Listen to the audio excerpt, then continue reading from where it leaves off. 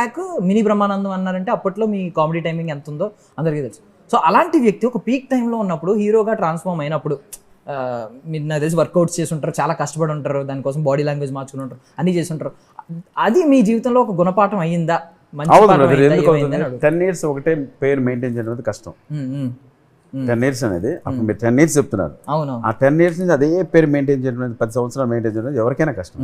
మధ్యలో up and downs ఉంటాయి, ఇది ఉంటాయి, కష్టాలు ఉంటాయి, నష్టాలు ఉంటాయి, బాధలు ఉంటాయి, సుఖాలు ఉంటాయి, పడతాం లేస్తాం, ఇవన్నీ జరుగుతూ ఉంటాయి. కాకపోతే అప్పుడు హీరో అనే ఒక బీజం వేసాను కదా నేను, అది తప్పు రైట్. ఇప్పుడు నా హీరో అవకాశాలు వస్తున్నాయి. ఆ రోజు ఆ బీజం వేయకుండా ఉంటే కమెడీని ఎంతకాలం మనం సస్టైన్ చేయగలం. సో ఏదో బాగుంటుంది, నాకు ఆ రాత రాశాడు. సో ఆ దారిని వెతుక్కొని ఆ దారిలో వెళ్ళాను. సో డెఫినెట్గా ఏదో ఒక రోజు ఆ దారిలోనే ఒక మంచి విజయం రావచ్చుగా. సో అప్పుడు సప్తగిరి ఎక్స్ప్రెస్ ఆడింది, ఎల్ఎల్బి ఆడింది, ఇవన్నీ మంచి సినిమా వచ్చాయి.